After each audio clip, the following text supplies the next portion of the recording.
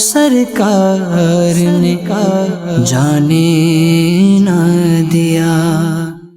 الحمدللہ رب العالمین والصلاة والسلام علی سید المرسلین، اما بعد فاعوذ باللہ من الشیطان الرجیم، بسم اللہ الرحمن الرحیم۔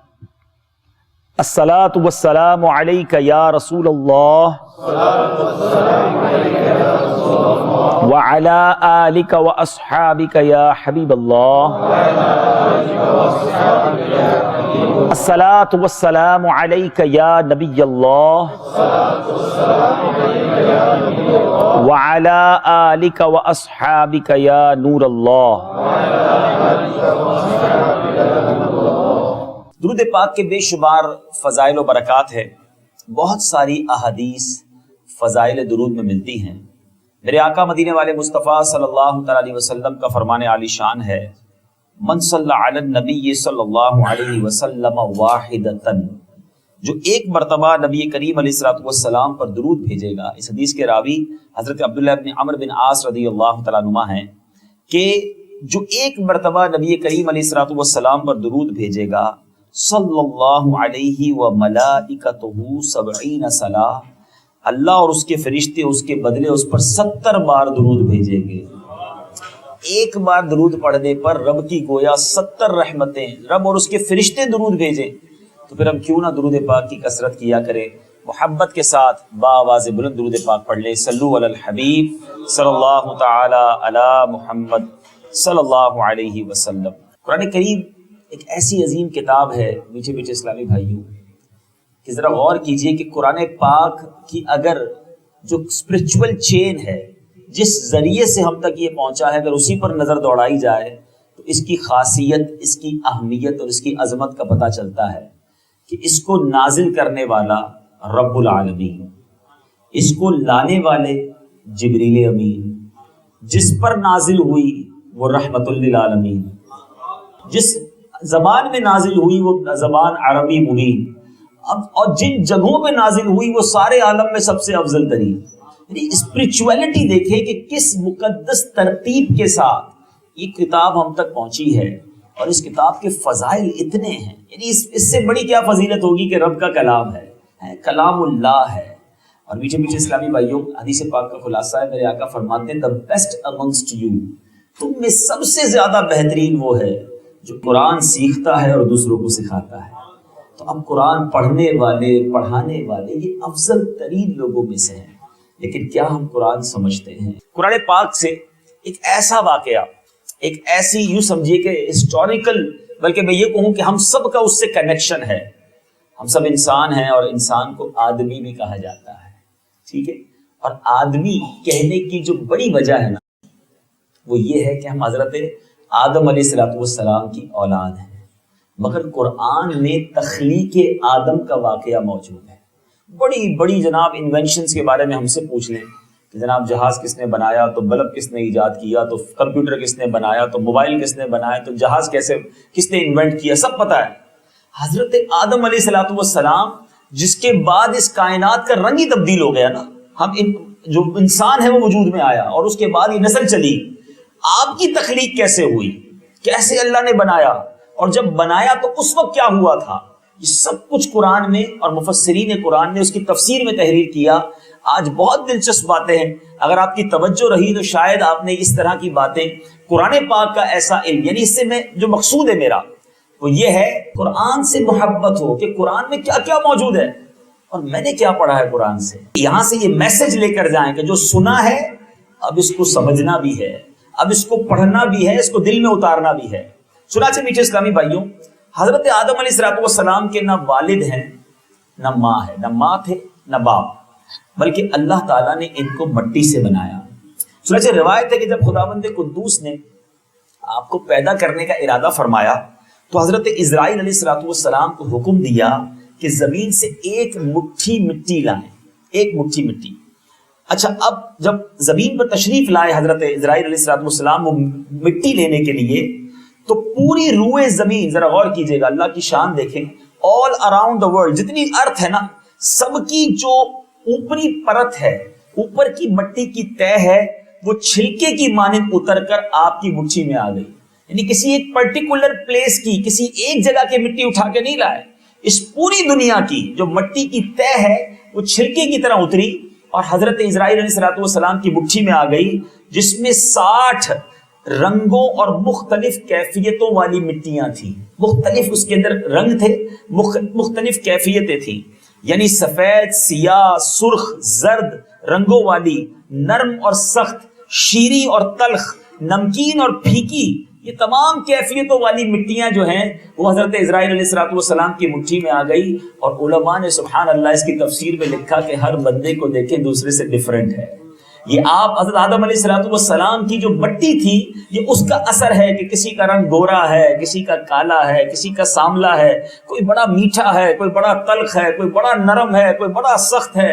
یہ ساری اولاد آدم میں وہ رنگ آپ کو نظر آتے ہیں کیونکہ وہ مٹی جو تھی it's a mixture of different kind of sand جو تھی.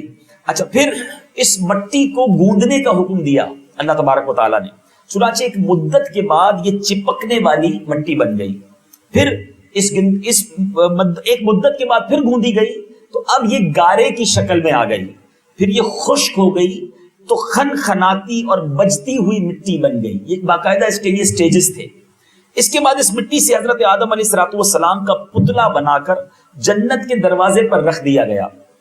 اب جب فرشتے اس کو دیکھتے تو تعجب کرتے کیونکہ اس سے پہلے کبھی ایسی مورت، کسی کو ایسی صورت دیکھی نہیں تھی. پہلا ہی ایسا چہرہ تھا، پہلا ہی ایسی کوئی چیز تھی. اچھا، حضرت آدم علیہ السلام کی ابھی اس جو مورتی تھی یا مورت تھی اس میں روح نہیں ڈالی گئی تھی. تو فرشتے گزرتے جنت کے دروازے سے اور دیکھتے کہ یہ کیا ہے. پھر میرے بیچ اسلامی بھائیوں، اللہ تعالیٰ نے روح کو حکم دیا کہ اس پتلے میں، حضرت آدم علیہ السلام کا جو پتلا تھا اس میں داخل ہو جاؤ.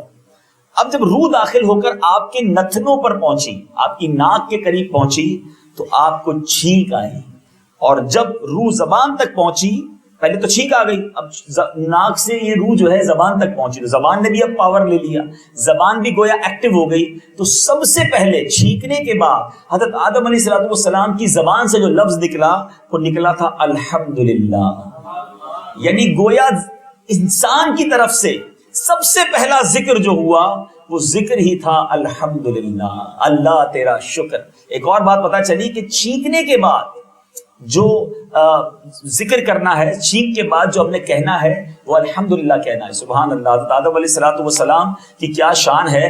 آج حکم یہ ہے کہ ایک مسلمان کو چھینک آئے وہ الحمدللہ کہے تو سننے والا یرحمک اللہ کہے. ٹھیک ہے، مگر وہاں تو کوئی دوسرا تھا ہی نہیں. حضرت آدم علیہ السلام نے جب الحمدللہ کہا تو اللہ نے جواب دیا یرحمک اللہ، یعنی اللہ کی تم پر رحمت ہو، اللہ تم پر رحمت فرمائے. وہ آنسر دیا تھا اللہ سبحانہ و تعالیٰ نے. بہرحال اب اللہ تبارک و تعالیٰ نے کیا فرمایا، سبحان اللہ، ذرا سنیے گا. حضرت آدم علیہ السلام سے رب نے فرمایا اے ابو محمد آدم، میں نے تم کو اپنی حمد ہی کے لیے بنایا ہے. پھر رفتہ رفتہ پورے بدن میں روح پہنچ گئی اور آپ زندہ ہو کر اٹھ کھڑے ہو گئے.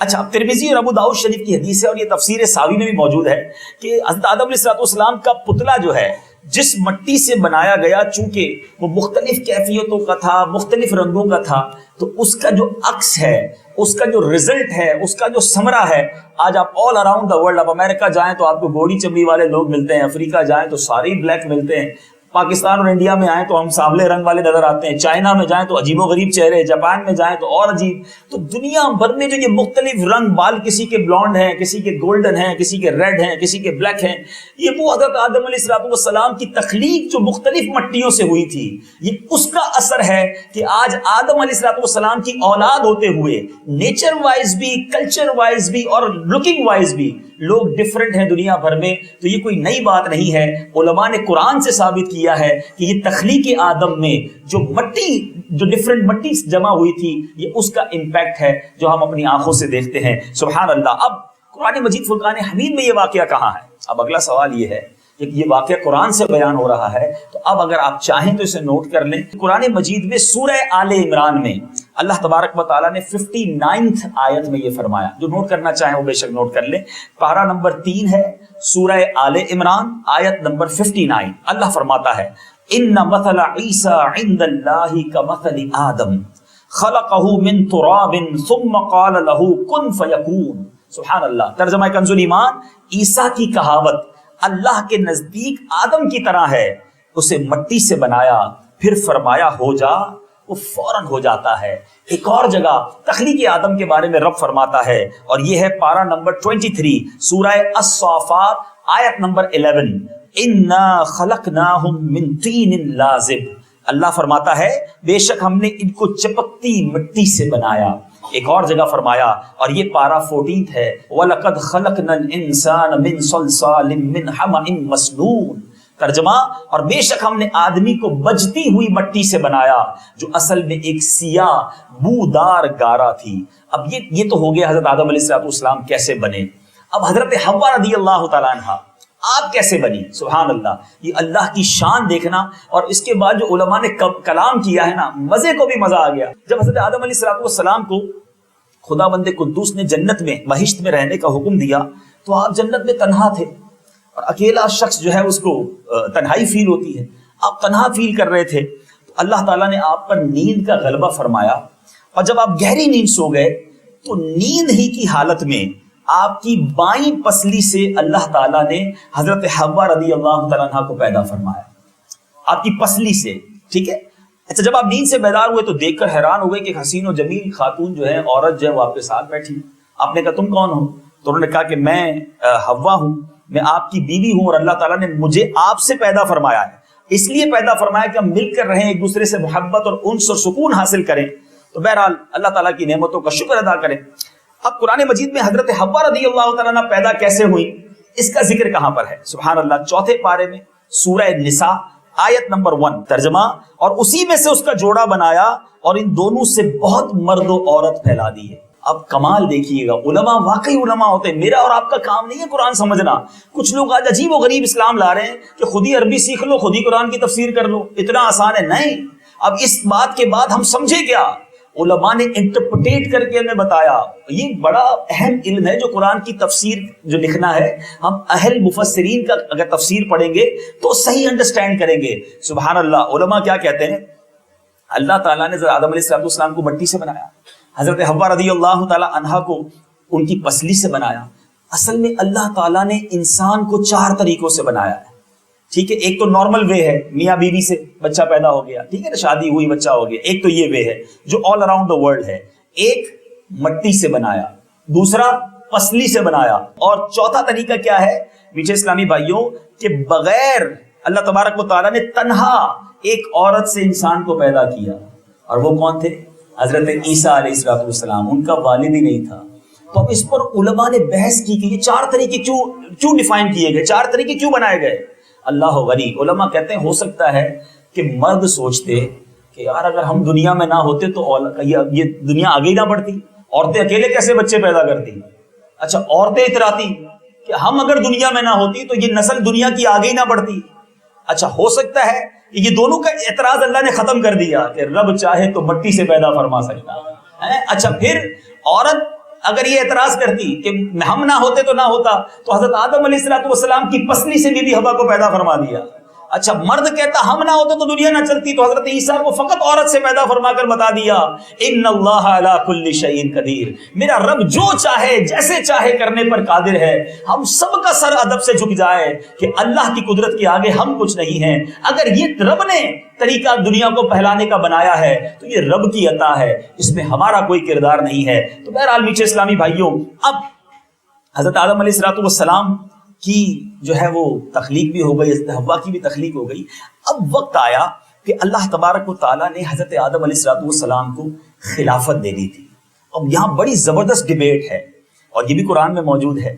باقاعدہ فرشتوں نے اللہ تعالیٰ سے ڈیبیٹ کی ہے، اور یہ اللہ کی شان ہے کہ فرشتوں کو اس طرح کلام کرنے کا اختیار بھی رب نے دیا۔ اب کیا ہوا، حضرت آدم علیہ السلام کا لقب یاد رکھیے گا، آپ خلیفۃ اللہ ہیں، اور جب اللہ تعالیٰ نے حضرت آدم علیہ السلام کو اپنا خلیفہ بنانے کا ارادہ فرمایا تو بڑا عجیب و غریب مکالمہ ہوا ہے، کنورسیشن ہوئی بٹوین اللہ تبارک و تعالیٰ اینڈ اینجلز۔ فرشتوں نے کلام کیا اللہ سے۔ اللہ فرماتا ہے فرشتوں، میں زمین میں اپنا خلیفہ بنانے والا ہوں جو میرا نائب بن کر زمین میں میرے احکام کو نافذ کرے گا۔ تو فرشتوں نے کہا یا اللہ، تو زمین میں ایسے شخص کو اپنی نیابت اپنا خلیفہ بنائے گا جو زمین میں فساد برپا کرے گا اور قتل و غارت گری کرے گا، خون ریزی کا بازار گرم کرے گا، اے اللہ تیری خلافت کے حقدار تو ہم ملائکہ ہیں جو دن رات تیری تسبیح کرتے، تیری نافرمانی نہیں کرتے، اگر اپنا خلیفہ بنانا ہے تو ہم ہی میں سے کسی کو بنا دے۔ گویا ڈیبیٹ ہوئی اللہ سے۔ اللہ فرماتا ہے اے فرشتوں، آدم کے خلیفہ بنانے میں جو حکمتیں اور مصلحتیں ہیں ان کو میں ہی جانتا ہوں، تم گروہ ملائکہ، تم سارے فرشتے ان مصلحتوں کو نہیں جانتے۔ تو اب فرشتے، اللہ کا حکم تھا، خاموش ہو گئے، مگر فرشتوں نے یہ ایزمپشن کیا، یہ سوچا کہ ٹھیک ہے رب چاہتا ہے تو ان کو بنائے دے خلیفہ، مگر افضل ہم ہی ہیں، اتنی عبادت کرتے ہیں، اتنی ریاضت کرتے ہیں، اللہ کی بارگاہ میں سجدوں میں پڑے رہتے ہیں، تو خلیفہ بنائے جانے تو ٹھیک ہے حضرت آدم علیہ السلام کو بنا دیا جائے، لیکن فضیلت جو ہے وہ بہرحال ہم فرشتوں کی جماعت کی رہے گی۔ وہ یہ انڈرسٹوڈ کر رہے تھے۔ اللہ غنی، حضرت آدم علیہ السلام نے حضرت آدم علیہ السلام کو اللہ تبارک و تعالیٰ نے افضلیت کیسے دی؟ دیکھو یہ بڑا اہم پوائنٹ ہے۔ ہم اگر آج انسان کو اشرف المخلوقات کہا جاتا ہے نا، تو دیر از اے ریزن بیہائنڈ اٹ، اس کے پیچھے ایک ریزن ہے۔ فرشتے کوئی گناہ نہیں کرتے، انسان تو گناہ بھی کرتا ہے نا، لیکن حضرت آدم علیہ السلام کو فرشتوں سے افضل، آگے جا کے بات آئے گی کہ سجدہ بھی کروایا نا، تو اب افضل قرار کیسے دیا؟ حضرت آدم علیہ السلام کو اللہ تعالیٰ نے علم عطا کیا۔ تو علم جو ہے نا، that is the main reason, کہ اگر علم انسان کے ساتھ ملحق ہو جائے، انسان علم والا ہو جائے، تو اب وہ علم جو اللہ کو مطلوب ہے، وہ علم جو علم دین ہے، جو اللہ کی رضا والا علم ہے، تو اب یہ انسان فرشتوں سے بھی افضل ہو جاتا ہے۔ حضرت آدم علیہ السلام کو علم عطا کیا۔ اب آپ شاید پہلی بار سنیں گے کہ وہ علم تھا کیا۔ یہ آیت کئی بار آپ نے سنی ہوگی، اللہ تبارک و تعالیٰ کئی جگہ پر آپ نے سنا ہوگا کہ اللہ نے ذات آدم علیہ السلام کو علم سکھایا۔ اب اللہ تبارک و تعالیٰ جب علم عطا کر دیا تو فرشتوں سے کہا ہے فرشتوں، اگر تم اس دعوے میں سچے ہو کہ تم سے کوئی افضل نہیں ہے، کوئی دوسری مخلوق نہیں ہو سکتی، تو تم ان چیزوں کے نام بتاؤ جن کو میں نے تمہارے پیش نظر کر دیا۔ اللہ تعالیٰ نے ساری چیزوں کے نام پوچھے، تو فرشتے کہتے ہیں یا اللہ ہم تو جو تو نے بتایا وہی جانتے ہیں، تیرے سوا بتانے کے تو ہم کچھ بھی نہیں جانتے، جتنا تو نے علم دیا ہمارا علم اتنا ہی ہے۔ اللہ تعالیٰ نے حضرت آدم علیہ السلام سے کہا کہ اے آدم تم ان فرشتوں کو تمام چیزوں کے نام بتاؤ۔ اب ذرا غور کیجئے گا، لمیٹیشنز اور باؤنڈریز آف علم آف حضرت آدم علیہ السلام کیا تھی؟ حضرت آدم علیہ السلام نے تمام اشیاء کے نام اور ان کی حکمتوں کا علم فرشتوں کو بتایا، جن کو سن کر فرشتے بڑے حیرت میں آ گئے۔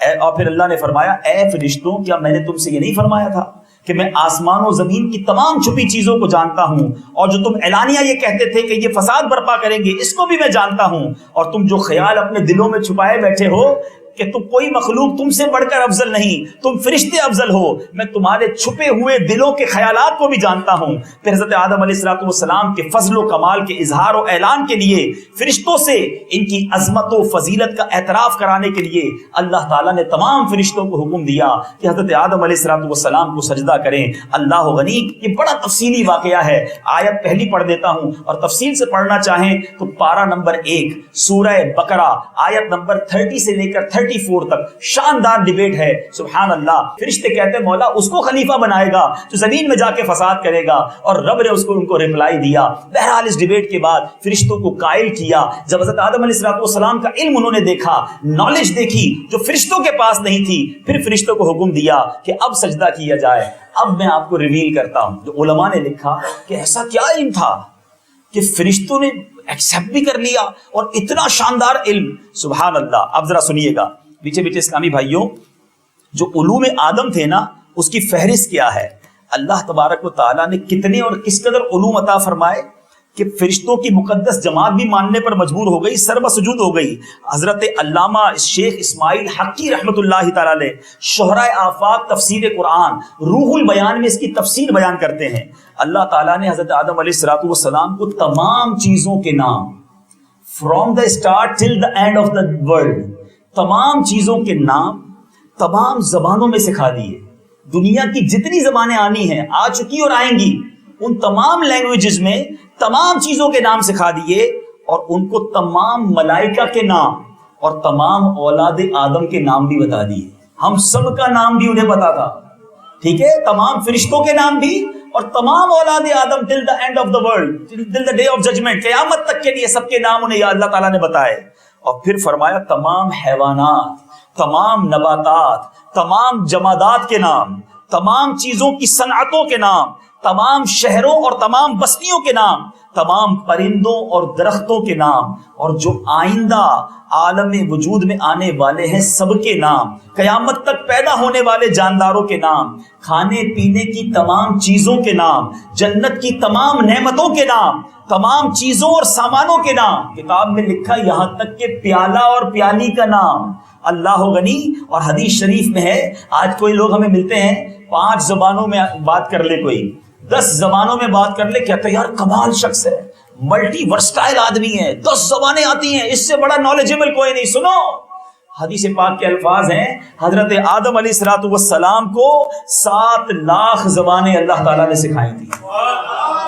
اور اب آپ کو میں آیت سناتا ہوں جو شاید بچپن سے آپ پڑھتے آ رہے ہوں گے، وَعَلَّمَ آدَمَ الْأَسْمَاءَ كُلَّهَا، یہ قرآن پاک کے پہلے پارے کی سورہ بقرہ کی 31ویں آیت ہے، اور اللہ تعالیٰ نے آدم کو تمام اشیاء کے نام سکھا دیے۔ تو یہ مقام، یہ مرتبہ کہ فرشتوں نے سجدہ کیا حضرت آدم علیہ السلام کو، حالانکہ پہلے وہ ڈیبیٹ کر رہے تھے کہ ہم افضل ہیں، لیکن اللہ نے علم سکھا کر، دیکھو بڑی پیاری بات، یہاں بات سمجھ آ سکتی ہے، اللہ فرما دیتا میں کہتا ہوں سجدہ کر لو، میں کہتا ہوں افضل مان لو، مگر یہ کیوں انٹریکشن کروایا گیا؟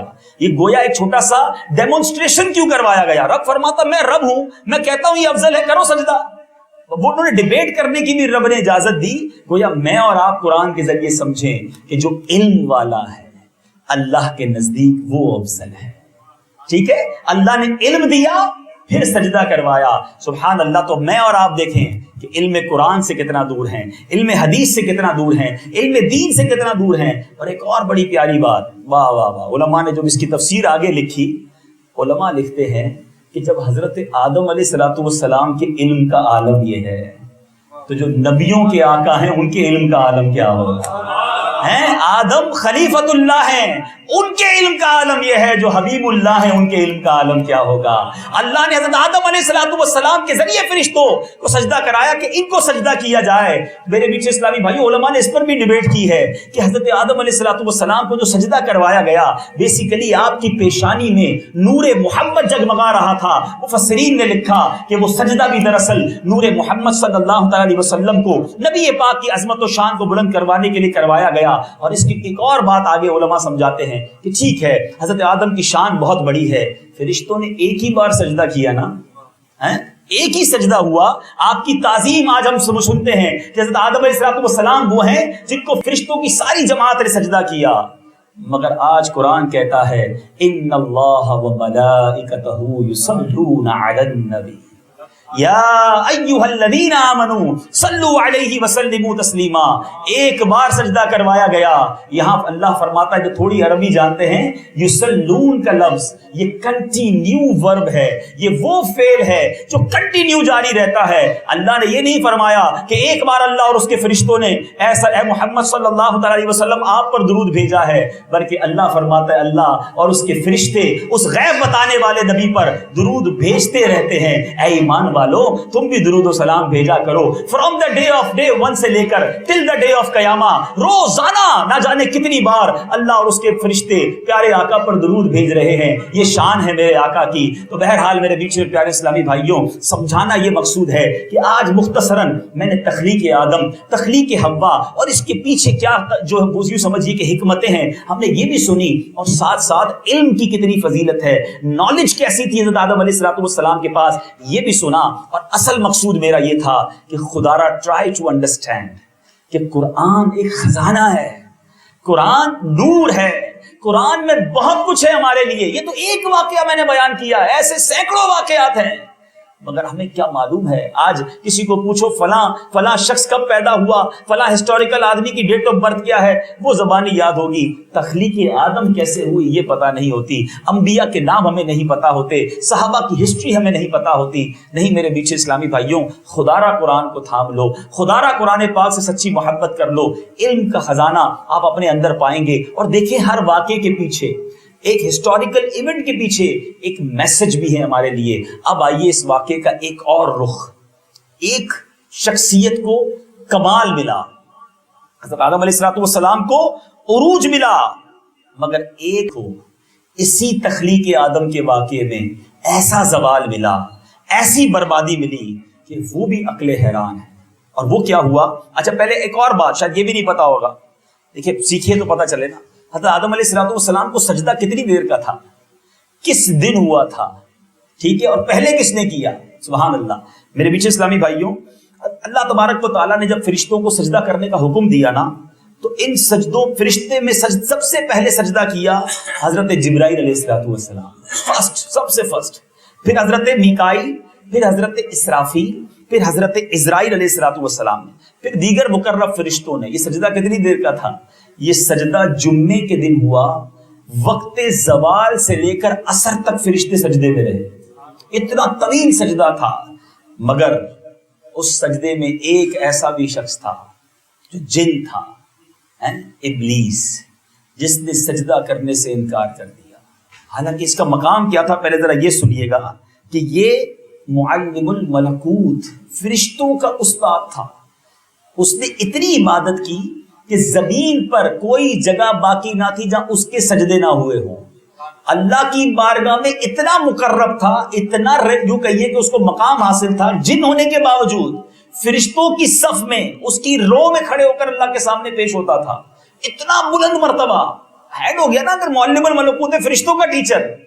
مگر اب اس کے دل میں کیا خیال آیا کہ اس کو تو مٹی سے بنائے، میں آگ سے ہوں، میں افضل ہوں، میں اس کو سجدہ کیوں کہوں؟ یہ پوری بات بھی قرآن نے لکھی ہے، انا خیر من خلقتنی من نار وخلقتہ من طین۔ شیطان کہتا ہے، یہ شیطان کے الفاظ ہیں، میں اس سے بہتر ہوں کہ تو نے مجھے آگ سے بنایا اور اسے مٹی سے بنایا۔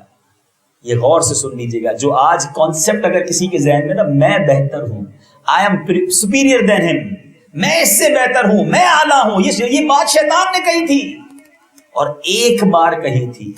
جو روز تکبر کرتا ہے، جو روز پراؤڈ کرتا ہے، جو صبح و شام بندوں سے اپنے آپ کو اعلیٰ سمجھتا ہے، وہ اپنا انجام سوچ لے۔ اس شیطان نے عبادتوں سے زمین بھر دی، اس نے سجدوں سے زمین بھر دی، اس نے اللہ کی عبادت بھی کی، علم بھی تھا، فرشتوں کا استاد بھی تھا۔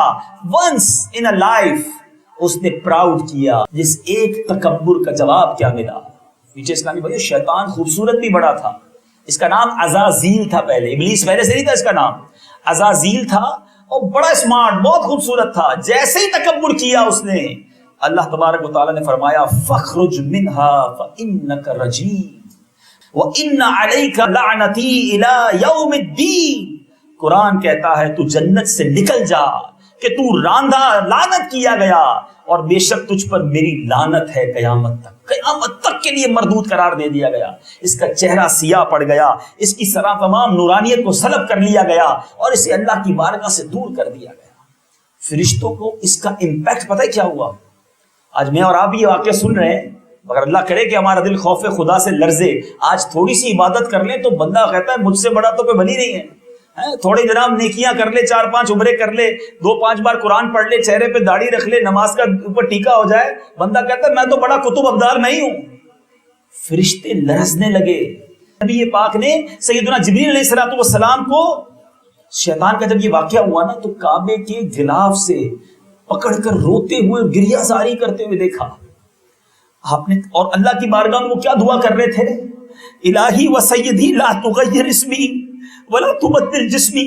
اے اللہ، اے میرے مالک، کہیں میرا نام نیکوں کی فہرست سے نہ نکال دینا، کہیں میرا جسم اہل عطا کے زمرے سے نکال کر اہل غضب کے گروہ میں داخل نہ کر دینا۔ جبریل امین، اللہ کے مقرب فرشتے وہ روتے تھے کہ یا اللہ، جب شیطان کا یہ حال ہو سکتا ہے، عزازیل کو ابلیس بن سکتا ہے، میرے مالک مجھے اپنے نافرمان بندوں میں شامل نہ کرنا۔ آج تھوڑی عبادت، آج تھوڑی نیکی ہمیں بھلا دیتی ہے۔ ارے میں حج بھی کرتا ہوں، میں جناب غریبوں کی مدد بھی کرتا ہوں، میں تو بڑا نیک آدمی ہوں۔ کبھی اپنی نیکیوں پر مطمئن مت ہوئیے گا۔ ارے ہم خطاؤں کے پتلے ہیں، صبح و شام اللہ کی نافرمانی کرتے ہیں۔ شیطان نے ایک بار تکبر کیا، نہ جانے ہم نے کتنی بار تکبر کیا ہوگا، کبھی انداز سے، کبھی کردار سے، کبھی باتوں سے، کبھی کسی کے ساتھ ایسا اسٹائل اپنایا ہوگا، سامنے والا بیچارہ دل محسوس کر رہ گیا ہوگا، اور ہم آگے بھی نکل گئے ہوں گے۔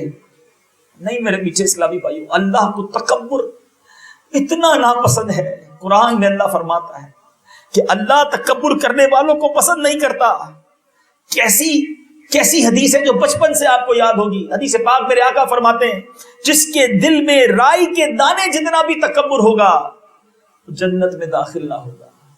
ارے رائی کے دانہ کبھی دیکھا ہے؟ یہ ایگزامپل ہمیں سمجھانے کے لیے کافی ہے کہ اتنا تکبر بھی نہیں چلے گا. مگر آج دل ہے کہ تکبر سے خالی ہوتا نہیں. انداز ہماری ٹور ہی دوسری ہے. تھوڑے پیسے آ جائیں, تھوڑا مال مل جائے, تھوڑا مرتبہ مل جائے, تھوڑی عزت مل جائے, لوگ تھوڑے کھڑے ہونے لگ جائیں, لوگ تھوڑے سلام کرنے لگ جائیں تو ہمارا تو انداز ہی تبدیل ہو جاتا ہے. میں کچھ بن گیا ہوں. انا خیر من, قرآن کی آیت یاد رکھنا. شیطان نے کہا تھا انا خیر من, میں بہتر ہوں اس سے. خود کو کبھی بہتر نہیں سمجھنا میرے پیچھے اسلامی بھائیوں. یہ قرآن کا پیغام ہے. ارے میں بدتر ہوں. علماء کہتے ہیں اپنے سے جس بندے سے ملاقات کرو نا یہ خیال رکھنا کہ یہ تم سے اعلیٰ ہے. اور بڑا اچھا اس کا طریقہ بھی بتایا. کہتے جب کسی بچے سے ملنا تو یہ سوچنا یہ مجھ سے عمر میں چھوٹا ہے, اس کے گناہ کم ہے, یہ مجھ سے اچھا ہے. کسی عمر میں بڑے والے سے ملنا تو یہ سوچنا یہ مجھ سے عمر میں بڑا ہے, اس کی مجھ سے نیکیاں زیادہ ہوں گی, یہ مجھ سے اچھا ہے. کسی برابر والے سے ملنا تو یہ سوچنا مجھے تو میرے گناہ پتا ہے, ہو سکتا ہے اس کے گناہ تھوڑے ہوں گے, یہ مجھ سے اچھا ہے. مگر ہم سمجھتے میں ہی سب سے اچھا ہوں. ارے میرے آگے کون, میں آئی ایم سپیریئر. یہی تو شیطان نے کہا تھا. برباد کر دیا گیا. یہ ساری عبادتیں, ساری ریاضتیں, ساری نیکیاں منہ پہ مار دی جائیں گی اگر تکبر کی عادت ہوگی. پیچھے اسلامی بھائیوں آج قرآن کے اس واقعے سے سیکھ کر جاؤ کہ دانا خاک میں مل کر گلے گلزار ہوتا ہے. ڈاؤن ٹو ارتھ رہیے, نرم رہیے, جھکے میں رہیے. میرے آقا کونین کے والی, نبیوں کے آقا. ابھی آپ نے حضرت آدم علیہ السلام کا مرتبہ سنا. نبی پاک کا علم کتنا ہوگا جب آدم کا علم اتنا ہے. اگر میری آقا کی عاجزی کا عالم یہ ہوتا, مدینے کے بچے آتے نبی پاک کے دروازے پر برتن لے کر کہ اس پانی میں ہاتھ ڈال دیں تو پانی تبرک والا ہو جائے. میرے آقا اپنا مبارک ہاتھ ڈال دیتے. سردیوں کے دن ہوتے, پھر ٹھنڈا پانی لے کر گھر پر آ جاتے. نبی یہ پاک بچوں کا دل نہ توڑتے کہ آ گئے ہیں, آقا ٹھنڈے پانی میں بھی اپنا ہاتھ ڈال دیتے ہیں. میرے آقا سب کے لیے نرم, سب کے لیے شفیق. ایک بار ایک حبشی غلام آیا. سنو, ایک حبشی غلام, افریقن جس کو آپ کہتے ہیں, کہتا یا رسول اللہ میرے گھر پہ آپ کی دعوت کرنی ہے, پر میرے پاس پرانی چربی ہے, تھوڑی کھجوریں ہیں, آپ میرے گھر آئیں گے؟ آج مجھے کوئی غریب دعوت دے تو میں کہتا ہوں یار ٹائم نہیں ہے, پتہ ہے کتنا بیزی ہوں آج کل. اور کسی امیر کے گھر سے دعوت نہ آئے تو دل میں تکلیف ہوتی ہے, یار مجھے نہیں بلایا اس نے, اور دعوت آئے تو پہلے پہنچ جاتا ہوں. کونین کے والی ہیں, غلام. اس نے مینیو بھی بتا دیا کہ آقا پرانی چربی, تھوڑی کھجوریں ہیں.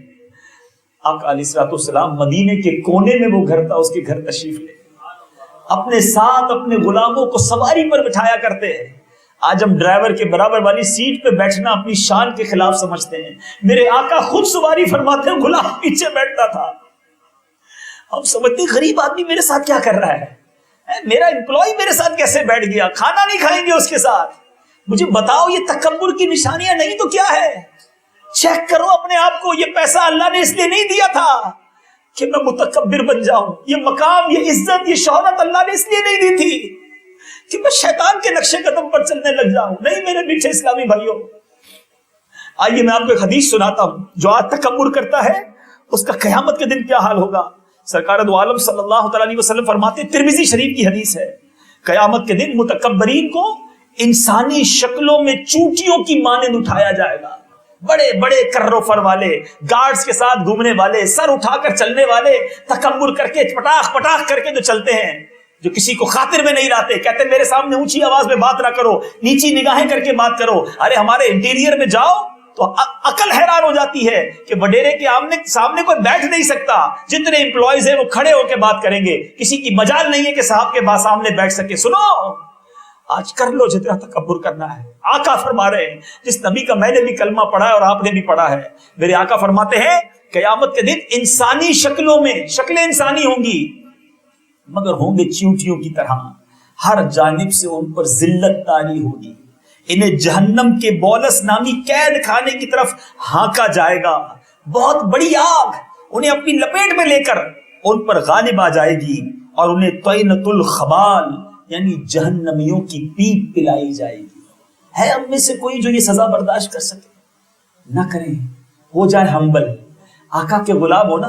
میرے آقا کی عاجزی کیسی تھی، میرے شیخ طریقت امیر اہل سنت کیا خوب لکھتے ہیں، تیری عاجزی پہ لاکھوں، تیری سادگی پہ لاکھوں، ہو سلام عاجزانہ مدنی مدینے والے، کبھی جو کی موٹی روٹی تو کبھی کھجور پانی، تیرا ایسا سادہ کھانا مدنی مدینے والے، ہے چٹائی کا بچھونا کبھی خاک ہی میں سونا، کبھی ہاتھ کا سرانا مدنی مدینے والے۔ میرے آقا تو ایسے تھے یار، ہم کیسے بن گئے؟ ہم کیوں اپنے آپ کو سپیریئر سمجھنے لگے؟ کبھی اترانا نہیں، کبھی اپنے اعمال پر سیٹسفائی نہیں ہونا۔ انا خیر من، قرآن میں اللہ نے ہمیں بتایا کہ شیطان نے کہا تھا میں اس سے بہتر ہوں، کبھی یہ مت کہنا میں اس سے بہتر ہوں۔ اچھا پھر آج میں آپ کو چند ریزنز بھی بتاتا ہوں تکبر ہوتا کس وجہ سے۔ بعض اوقات جب تکبر کی بات ہوتی ہے نا تو ہم سمجھتے ہیں تکبر جو ہے وہ فقط مالدار آدمی کرتا ہے، نہیں، یہ بھی ہماری مسکنسپشن ہے۔ علماء نے تکبر کے کئی ریزنز لکھے ہیں۔ پہلا ریزن علماء نے لکھا علم۔ جی ہاں، علم بھی تکبر لاتا ہے۔ اب کیسے؟ بندہ تھوڑی کتابیں پڑھ لے، کہتا میں جناب اتنا علم جانتا ہوں، اس کے بعد تو ہے ہی کچھ نہیں، بحث کرتا ہے تمہیں آتا ہے یہ مسئلہ، کبھی قرآن پڑھا ہے نہیں پڑھا ہے، کبھی حدیث پڑھی ہے، میں تمہیں سناتا ہوں۔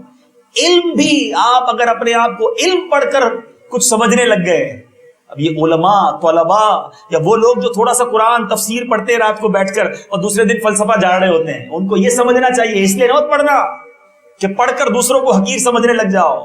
حدیث پاک ہے من قال انا عالم فہو جاہل، میرے آقا فرماتے جس نے کہا میں عالم ہوں وہ جاہل ہے۔ آج بندہ کہتا ہے میرے آگے یہ بھی لقب لگانا، یہ بھی لقب لگانا، یہ بھی ٹائٹل لگانا، نہیں، دانا خاک میں مل کر گلے گلزار ہوتا ہے۔ دوسرا ریزن عبادت۔ جی ہاں، عبادت بھی تکبر لاتی ہے، ابھی مال کی باری بعد میں آئے گی، عبادت کیسا تکبر لاتی ہے؟ عبادت ضرور کیجیے، لیکن ہوتا کیا ہے، ماشاءاللہ آپ میں سے کئیوں نے پورا قرآن تراویح کے ساتھ سنا، اب دوسرا کوئی آپ کا بھائی ہوگا، دوست ہوگا تو تراویح نہیں پڑھتا، بندہ کہتا دیکھو کیسا آدمی، تراویح نہیں پڑھتا، ایک ٹائم کی نماز نہیں پڑھتا، میں سارے روزے رکھتا ہوں۔ بھائی جان اچھی بات ہے آپ سارے روزے رکھ رہے ہیں، بہت اچھی بات ہے آپ تلاوت کر رہے ہیں، بٹ آپ کے پاس کوئی ایسا پیرامیٹر نہیں آ گیا ہے کہ آپ نے روزے رکھ کر تراویح پڑھ کر کوئی سرٹیفکیٹ حاصل کر لیا، باقی آپ سے حقیر ہو گئے، کیا معلوم اللہ کی بارگاہ میں کون مقبول ہے۔ یو ہیو نو رائٹ، آپ کسی کے بارے میں یہ نہیں کہہ سکتے کہ میں اس سے بہتر ہوں۔ عبادت ضرور کرو، لیکن عبادت بھی تکبر لاتی ہے کہ میں نمازی یہ غیر نمازی، میں روزہ دار یہ غیر روزہ دار، میں حاجی یہ غیر حاجی، نہیں۔ ارے شیطان نے کب عبادتیں کی تھی، برباد ہو گئی نا عبادتیں، کبھی کسی کو حقیر نہیں سمجھنا، ٹھیک ہے۔ پھر تیسرا ریزن علماء نے لکھا، اب تیسرے ریزن میں باری آتی ہے مال کی، کہ پیسہ، مال تکبر لاتا ہے، کہ جب مالدار ہو جاتا ہے آدمی تو غریب آدمی کو تو خاطر میں ہی نہیں لاتا نا، اس کا میرے سے کیا میل ہے۔ تکبر کی جو میں نے ریزنز بتا رہا ہوں، ساتھ ساتھ سمپٹمز بھی بتا رہا ہوں، چیک کرتے جائیے گا۔ اگر آپ کو کبھی یہ فیل ہوتا ہے کہ یار یہ بندہ آ کر مجھے یہ پہلے سلام کرے، میں سلام نہیں کروں، تو یہ کیا ہے؟ یعنی آپ اپنے آپ کو بہتر سمجھ رہے ہیں نا۔ میرے آقا اللہ غنی، میں دیکھو آپ کو ساری باتیں میرے آقا کی باتیں بتا رہا ہوں، میرے آقا سلام میں پہل کرنے والے، آقا سے تو سارے غلام ہیں نا، جتنے صحابہ تھے سارے غلام تھے نا، ان سے بڑھ کر ان کے قدموں کی خاک کے برابر کوئی نہیں ہے۔ بلکہ صحابہ اکرام علیہم رضوان کہتے کبھی کبھی ہم پلان کر کے جاتے کہ یار ہر بار جاتے ہیں نبی پاک کی سلام میں پہل کرتے ہیں، اس بار ہم سلام میں پہل کریں گے۔ صحابہ کہتے پھر بھی پیچھے ہی رہ جاتے، کیونکہ جب جاتے آقا ہی سلام ارشاد فرماتے۔ اور اب جو میں بات کرنے جا رہا ہوں نا، عاشق رسول ہو کے تڑپ جائیں گے، آنکھیں آپ کی نم ہو جائیں گی۔ علماء نے کیا لکھا پتہ ہے؟ اللہ مجھے اور آپ کو بار بار بلکہ جلدی جلدی مدینہ پاک کی حاضری عطا فرمائے۔ علماء کہتے ہیں آج بھی اگر کوئی عاشق رسول نبی پاک کے روضے پر جاتا ہے، اس سے پہلے کہ وہ سلام عرض کرے، میرے آقا اپنی عادت کے مطابق پہلے سلام فرما دے۔ ایسے آقا کے غلام ہیں، وہ غلاموں کو سلام کرے، میں کہوں نہیں مجھے لوگ پہلے سلام کریں، یہ تکبر کی علامت ہے، خدا را سمجھو۔ ساتھ کیوں نہیں بیٹھ سکتا کوئی، ساتھ کیوں نہیں کھا سکتا کوئی؟ اچھا ہاتھ ملاتے وقت بھی ہمارے انداز الگ ہوتے ہیں، ہماری پیرلل آدمی ہے تو اس سے بڑی گرم جوشی کے ساتھ ملیں گے، اور سنائے کیسے، ٹھیک ہے، ضرورت پڑے گی تو گلے بھی لگا لیں گے۔ غریب آدمی سے اول تو ہاتھ ملانے کے لیے تو تیار نہیں، اور ملائیں گے تو بالکل روکھا روکھا سا. یہ کیا ہے؟ خود پوچھ لو نا اپنے دل سے، یہ کیا ہے؟ اگر یہ تکبر نہیں ہے تو پھر کیا ہے؟ مجھے بتائیے. نہ کرو ایسا. کونین کے والی صلی اللہ تعالی علیہ وسلم غریبوں کے ساتھ بیٹھ کر کھانا کھاتے، اپنے غلاموں کے ساتھ نشست و برخاست رکھتے تھے. ختم کرو اس لیمیٹیشنز کو. آپ مجھے بتائیے، ہم جس گھر میں آتے ہیں، ہمارا کبھی چوکیدار ہوتا ہے، کبھی ڈرائیور ہوتا ہے، ہمارے گارڈز ہوتے ہیں، کبھی ان کی طبیعت پوچھی ہے کہ آپ کی طبیعت کیسی ہے؟ وہی ہماری طبیعت پوچھے، میں کیوں پوچھوں؟ ارے کیا وہ انسان نہیں؟ میں سچ بتاتا ہوں، کبھی اپنے ڈرائیور کو، کبھی اپنے خانسامہ کو، بلکہ اگر جس کے ڈرائیور خانسامہ یا اس طرح کے سرونٹس نہیں ہے نا، تو اب مسجد کے خادم کو کون پوچھتا ہے؟ مجھے بتاؤ نا. جو بیچارہ مسجد کو جھاڑو لگا رہا ہوتا ہے، صفائی کر رہا ہوتا ہے، موقع ملے نا کبھی اس طرح کے اسلامی بھائی کو، ہمارا مسلمان بھائی ہے نا، سلام کرنا اور گلے لگا لینا. آپ کی طبیعت کیسی ہے؟ آپ جب گلے لگا کے چھوڑو گے نا، آپ اس کی آنکھوں میں خود آنسو دیکھو گے. شاید بڑا عرصہ ہو گیا اس کو کسی نے گلے نہیں لگایا ہوگا، اس سے کسی نے اس طرح پیار سے بات ہی نہیں کی ہوگی. لوگ گزر جاتے ہیں سامنے سے، سلام بھی نہیں کہتے. کبھی ہوا کہ خادم مسجد میں گئے، خادم جھاڑو لگا رہا، ہم رک کے پہلے اس کی طبیعت پوچھے آپ ٹھیک ہے؟ کوئی نہیں پوچھتا اس بیچارے کو. ایک بار ایک پولیس والے کا میں نے انٹرویو دیکھا، کلپ بھیجا مجھے کسی نے. تو پولیس والا کہتا ہے کہ مجھے عید کی نماز کے لیے سیکیورٹی کے طور پر حکومت نے کہا کہ آپ نے فلاں مسجد میں سیکیورٹی دینی ہے. میں پہنچ گیا، اور جب میں ادھر پہنچا تو میری بچی بیمار تھی، لیکن ڈیوٹی تھی. بیمار بچی کو چھوڑ کر میں مسلمانوں کی عید کی نماز کی سیکیورٹی کے لیے آیا. پوری نماز ختم ہوئی، سب ایک دوسرے سے عید ملے، مجھے کسی نے عید مبارک نہیں کہا. یہ کہتے کہتے وہ پولیس والا رو پڑا کہ کیا میں مسلمان نہیں ہوں؟ مجھے کسی نے عید مبارک نہیں کہا. اب آپ سوچئے ہم کیوں اگنور کر رہے ہیں ایسے لوگوں کو؟ ہم کیوں غریب لوگوں سے ملنا نہیں چاہتے؟ آپ یقین کرو اللہ کی رضا کے لیے، حدیث پاک کا خلاصہ ہے، جو اللہ کے لیے عاجزی اختیار کرتا ہے اللہ اسے بلندی عطا فرماتا ہے. اصل میں ہمارے بیک آف مائنڈ پتہ ہے کیا ہے؟ کہ میں اگر غریبوں کے ساتھ اٹھوں گا بیٹھوں گا نا، ذرا ان کے ساتھ اچھا برتاؤ کروں گا تو میرا مورال، میری عزت ڈاؤن ہو جائے گی. یہ بھول ہے آپ کی. آپ مجھے دنیا کا ایک عاجزی والا شخص بتا دو کہ جو عاجزی کرتا ہو اللہ نے اسے بلندی نہ عطا کی ہو. ارے جتنے عاجزی کے پیکر ہیں اللہ نے ان کو دنیا میں مقام دیا ہے، کیونکہ میرے آقا کی سنت ہی عاجزی ہے. آپ اپنا کر دیکھو، اللہ اور عزتوں میں برکت عطا فرمائے گا. ایک عزت پتہ ہے کیا ہے؟ یہ فرق ہے. آپ چاہتے ہیں میری عزت کیا ہو؟ جاؤں تو سارے کھڑے ہو جائیں، سارے با ادب ہو جائیں، جو کہوں سر جھکا کر سنیں.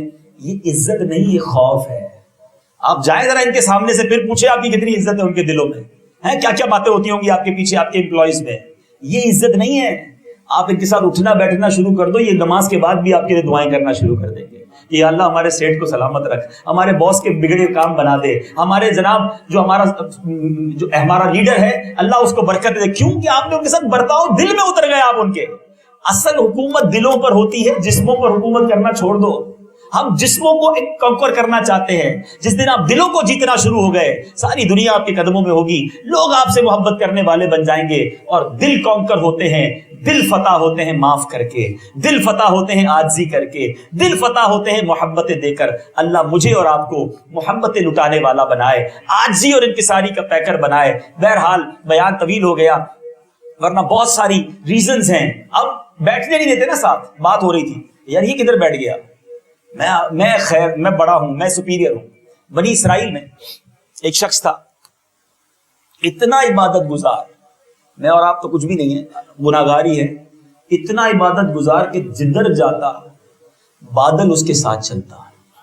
اللہ کی بارگاہ میں اتنا مقبول تھا کہ وہ جدھر جاتا تھا نا بادل کا ایک ٹکڑا اس پر سایہ کرتا تھا. ایک گناہگار شخص اس زمانے میں وہ سوچنے لگا کہ یار کتنا میں گناہگار، کتنے گناہ کر لیے، کتنی خطائیں کر لی، چلو اب اللہ سے دوستی کرتے ہیں، بس اب توبہ کرتے ہیں. اب اس نے سوچا یار توبہ کرنی ہے نا، اس نیک آدمی کے پاس جاتا ہوں جس کو اللہ نے اتنا نوازا ہے، وہ جدھر جاتا ہے سایہ کرتا ہے بادل اس پر. وہ جا کر اس کے برابر میں اس نیت سے، دیکھیں انٹینشنز، اللہ دلوں کو جانتا ہے. اس کی نیت یہ تھی میں خطا کار، میں گناہگار، عاجزی ہے، ڈاؤن ٹو ارتھ، میں خطا کار، میں گناہگار، میں اس نیک بندے کے پاس بیٹھ جاؤں میرا بیڑا پار ہو جائے گا. ادھر اس نیک بندے نے سوچا کہ میرا ایسا مقام اور یہ کدھر میرے برابر میں ہے، میں اتنا نیک، میرے ساتھ بادل چلتا، یہ کیا کر رہا ہے میرے ساتھ. لک ایٹ دا انٹینشنز، برابر برابر میں بیٹھے ہوئے، دونوں نے زبان سے کچھ نہیں کہا. وہ دل میں عاجزی کرتا رہا، یہ دل میں تکبر کرتا رہا. جب اس بندے نے پتہ کیا کیا؟ بنی اسرائیل کے اس نے ایک آدمی نے اس گناہگار کو کھڑا کر دیا. تم کیا کر رہے ہو میرے پاس؟ کھڑے ہو جاؤ، جاؤ ادھر سے. جب یہ کھڑا ہو کر گیا، وہ بادل جو ہے اس گناہگار کے ساتھ جانا شروع ہوا. اس زمانے کے نبی پر اللہ نے وحی بھیجی کہ جا کر ان دونوں شخصوں سے کہہ دو اپنا اعمال نامہ دوبارہ سے شروع کرے. اس کی عاجزی کی وجہ سے اللہ نے اس کے گناہ معاف کر دیے، اس کے تکبر کی وجہ سے اللہ نے نیکیاں برباد کر دی. دیٹ از the difference جو مجھے اور آپ کو سیکھنا ہے. بہت کچھ کر کر بھی ہم برباد کر دیتے ہیں. جب تک یہ دل میں تکبر ہے ہم برباد نہ ہو جائے. خدا را آپ نے دل سے اس کو نکالیے، اس کا علاج کیجئے. چوتھا ریزن جو علماء نے لکھا، حسن. جب کوئی خوبصورت ہوتا ہے وہ سمجھتا ہے میں اچھا ہوں، یہ تو سامنے رنگ والا، یہ کالے رنگ والا، میں حسین. اللہ غنی. وہ بندہ سوچتا نہیں یہ حسن دیا کس نے ہے. وہ جب چاہے واپس لے سکتا ہے. مجھے رب نے بنایا، اسے بھی رب نے بنایا ہے. تو کبھی حسن پر ناز نہ کریں. طاقت، کسی کو اقتدار مل جائے وہ تکبر کا ریزن بن جاتا ہے. وہ بھی سوچے کہ جب رب نے دیا ہے، جب چاہے یہ طاقت مجھ سے دے لے گا. اقتدار بھی یہ تکبر کا ریزن علماء نے لکھا. تو بہرحال میرے پیچھے اسلامی بھائیوں، آج کے بیان میں جو قرآن کے واقعے کے بعد میں میسج کنوے کرنا چاہتا ہوں، قرآن سیکھیے، قرآن سے محبت کیجیے، اور ساتھ ساتھ شیطان کے اس واقعے سے سبق لیجیے کہ میں شیطان کے قدموں پر چلنے والا نہیں ہوں، میں اپنے آقا کا غلام ہوں. میں نبی پاک علیہ الصلوۃ والسلام کے قدموں پر چل کر عاجزی، انکساری اختیار کروں. غریبوں کے ساتھ بیٹھیے، اٹھیے. میں سچ بتاتا ہوں، آپ کو کسی بڑے آدمی کے گھر سے دعوت آئے، آپ ادھر نہ بھی جائیں نا تو کوئی نوٹس نہیں لے گا، ادھر بہت سارے لوگ آئے ہوئے ہیں، ٹھیک ہے نا. لیکن آپ کسی غریب ملازم کے گھر چلے جائیں، ساری زندگی یاد رکھے گا کہ میرا سیٹھ، میرا باس میرے گھر پہ، میرے چھوٹے سے گھر میں آ کر بیٹھا تھا، ہمارے یہاں بیٹھے تھے صاحب میرے آ کر. وہ صوفہ بھی یاد رکھے گا. یار پھر بھی نہیں جاتے. جو دعائیں دینے والا ہے اس کے پاس نہیں جاتے، جو اگنور کرنے والا ہے اس کے پاس آگے پیچھے گھوم رہے ہوتے ہو. تو سمجھیے، دلوں کو جیتنا سیکھیے. انشاءاللہ آپ مزے کو بھی مزہ آ جائے گا، کیونکہ یہ غریبوں کی جو دعائیں ہیں نا، یہ اللہ کی بارگاہ میں بڑی مقبول ہیں. چھوٹے چھوٹے تحفے دینے کی عادت ڈالیے. اچھا، اب آخر میں تکبر اگر اللہ نہ کرے ہو گیا ہے، اللہ نہ کرے اور ہو جاتا ہے، انسان ہے نا، ہم بھی غلطی ہو گئی. میں نے آپ کو چند باتیں بتائی ہیں. اگر فیل ہو رہا ہے یار کہیں نہ کہیں یہ مسٹیک کر جاتا ہوں، تو واٹ از اس کا کیور کیا ہے، علاج کیا ہے؟ آج میں بیان کر کے ہائی لائٹ بھی کر جاؤں، بیماری بھی بتا جاؤں. آپ کے مولانا صاحب علاج تو بتاؤ، اب نکلے کیسے، اور نکالنا ضروری ہے. تو آپ غور سے علاج سن لیجیے. میرے آقا علیہ الصلوۃ والسلام فرماتے ہیں، جس کا خلاصہ ہے، سلام میں پہل کرنے والا تکبر سے بری ہے. بس یہ عادت بنا لیں. اچھا ہم کیا کرتے ہیں؟ سلام اسی کو کرتے ہیں جس کو جانتے ہیں، جانے نہ جانے سب کو سلام کریں. یہ دل سے نکلے گا. آپ دیکھیں گے یار میں اس کو نہیں جان رہا، پھر بھی سلام کروں، کریں. اور آگے جا کے ہاتھ ملائیں. مصافحہ کرنا اور سلام کرنا، یہ اتنی پیاری سنت ہے. ثواب تو ملے گا ہی ملے گا، علاج بھی ہونا شروع ہو جائے گا، یہ کلف اترنا شروع ہوگا. ٹھیک ہے. دوسرا، دعا کرے. دعا مومن کا ہتھیار ہے. نماز کے بعد دعا کرے کہ یا اللہ میرے دل سے تکبر دور کر دے، میرے دل سے ساری گندگیاں نکال دے. میں ناقص ہوں، پھنس جاتا ہوں، مالک تو میرے دل کو صاف کر دے، یہ بری عادتیں مجھ سے نکال دے. پھر تیسرا علاج، سبحان اللہ، میرے آقا علیہ الصلوۃ والسلام فرماتے ہیں، حدیث کا خلاصہ ہے، جس نے اپنے سامان کو اٹھایا. ہم اپنا سامان اٹھانا اپنی کثر شان سمجھتے ہیں. ملازم اٹھائے، کوئی میرا مرید اٹھائے، یا میرے ساتھ چلنے والے میرا سامان اٹھائیں. اگر آپ واقعی تکبر کو کاٹنا چاہتے نا، سب کے سامنے اپنا سامان خود اٹھائیں، تو یہ آپ کے اندر عاجزی لائے گا. سامان اٹھا کے لے جائے. کہیں بھی چھوٹا سا بیگ ہوتا ہے، مسجد کوئی چیز ہوتی ہے، تو کوئی بات نہیں، دنیا دیکھے کوئی بات نہیں. مجھے اللہ کے لیے عاجزی، مجھے علاج کرنا ہے نا، تو سامان اٹھانا. نبی پاک علیہ الصلوۃ والسلام بازار سے اپنا سودا سلف اٹھا کر خود لایا کرتے تھے. وہ لائے، میں نہ اٹھاؤں. تو اس طرح غریبوں کے ساتھ بیٹھ کر کھانا کھائیں، ان کے ساتھ بیٹھ کر باتیں کریں. یہ آپ کے دل کو انشاءاللہ تکبر سے پاک کرے گا. تو بہرحال یہ چند باتیں آج کے بیان میں نے عرض کی ہیں. اللہ تعالیٰ مجھے اور آپ کو نور قرآن سے مستفیض فرمائے، ہمارے دلوں کو تکبر سے پاک فرمائے. میرے اعمال کا بدلہ تو جہنم ہی تھا، میں تو جاتا مجھے سرکار نے کہا جانے